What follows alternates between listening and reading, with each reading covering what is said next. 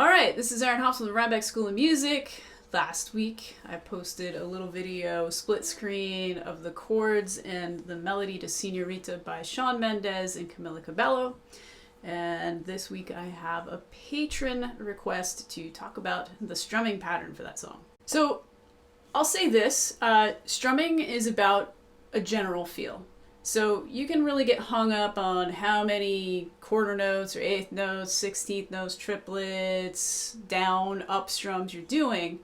But in the end, there's a general overall feel. And you can kind of be loose with your rhythm in that way. Meaning, as a beginner, you'll practice things kind of like a robot, very mechanically. Everything will feel very stiff and mechanical. But over time, with practice, you start to understand how to breathe with the rhythm and how to not get so obsessed about how many downs and ups and all of that. So there's a lot of muted kind of strums. And if you've never muted in a strum, you can take a chord like A minor and you can strum the chord and then just stop the strings. And kind of get practice strumming and then stopping the strings like that. And it can be like a very subtle kind of like, you know, stop of the strings, or you can even kind of slap it a little bit. You can do it with a closed hand, like with a fist, or with an open hand. And that gives more of like a percussive sound to your rhythm. So I'm going to start with like an overall feel that doesn't have the mutes, and then I'm going to talk about putting the muted strums in, and then I'm going to talk about variation. So I'm just going to do this on an A minor chord. I'm not going to go through the chord changes right now because we're just talking about the feel of the song. So what I'm going to do is I'm going to go down, down, up, down, down, up, down, down, up, down, down, up.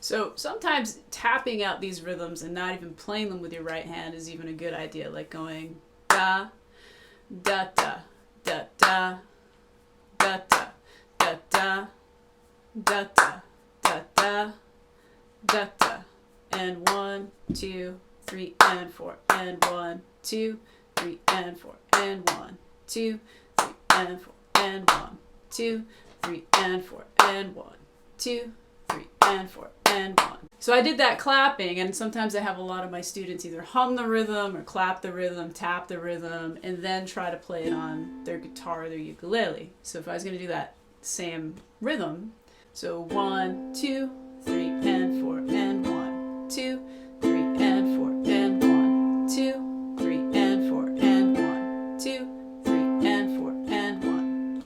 Or down, rest, down, up, down, rest, down, up, down, rest, down, up, down.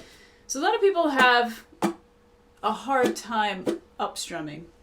And if you watch my wrist when I strum, everything is super loose.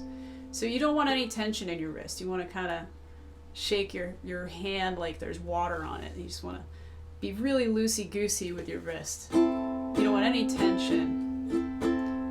Then it'll flow a little easier. So now I'm going to put the mutes in.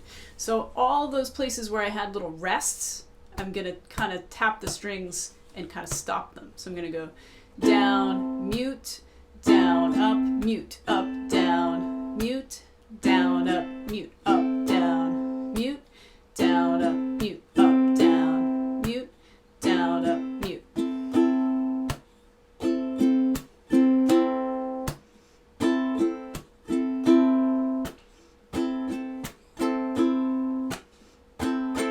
That's kind of how you get a more percussive sound out of what you're doing. And I think I even put more up strums in the rhythm when I did it. I went down, up, down, up, down, up, down, up, down, up, down, up, down, up, down, up. So I put more up strums in there. And like I said, I mean, strumming is about a feel, a generalized feel. So there's a lot of variation that you can put into that. Like here it is. So here's the first one. Down, down, up, down, down, up,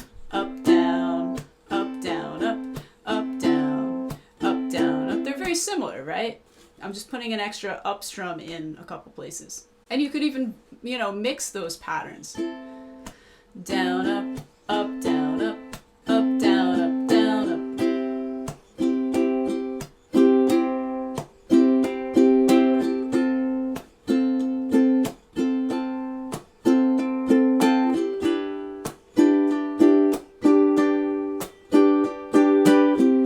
So I was putting a little variation into the pattern, but the overall undercurrent was ba, ba, ba, ba, ba. Those accents are still there, da, da, da, da, but I'm playing around them a little bit. And another note about this song, I was playing the basic chords, which are A minor, C, F, and G. When Shawn Mendes plays it, he makes them 7th chords. So A minor 7 is all open, so you have A minor 7. C major 7 is just the 2nd fret on the bottom. Here's F. If I wanted to make it a major 7, it would be a little bit tricky to do. It's more of a stretchy jazz chord.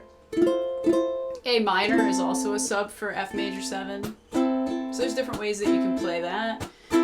E minor 7 is just G without the ring finger, and then you can add it for the G there. So all open is A minor 7. So if you want to put a little jazzier flair, C major 7. You could play A minor here to kind of make it like a major 7. E minor 7 to G. So that makes it a little bit more spicy, a little bit jazzier. But a lot of times I make these videos for my own students, and this particular video I had made for one of my 7-year-old students who's going to be performing this at our next student concert in June. So normally the song is played at 115 beats per minute, but I had only played it at 95, which is a lot slower, so that she could see the chord changes and she could, you know, kind of practice along with the melody till she gets it up to speed. So a lot of times I'll make these videos in a simpler way just to kind of help out a student.